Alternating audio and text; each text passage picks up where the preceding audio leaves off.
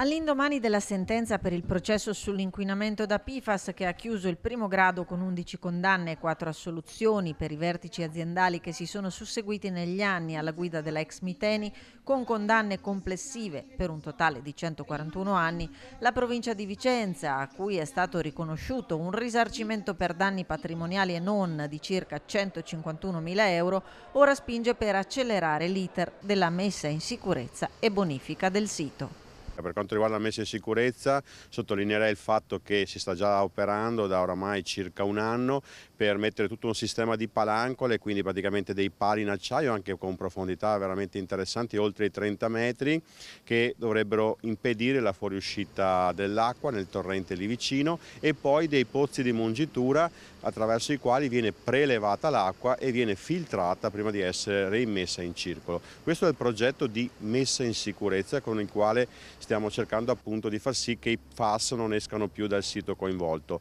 In contemporanea si sta lavorando in conferenza dei servizi per quello che è il progetto di bonifica vero e proprio, nel quale gli enti coinvolti e anche i soggetti che ieri sono stati condannati stanno già lavorando per un progetto di bonifica che mi auguro potrà essere disponibile quanto prima e quindi poter essere attuato nell'interesse di tutti. Sentenza destinata a fare giurisprudenza sul tema ambientale in questione, arrivata dopo 4 anni dalla prima udienza, anni in cui i vari enti territoriali e i parlamentari locali si sono spesi per portare il tema all'attenzione del governo. È importante che ora la popolazione danneggiata possa ottenere il giusto risarcimento e che le falde acquifere siano ripulite.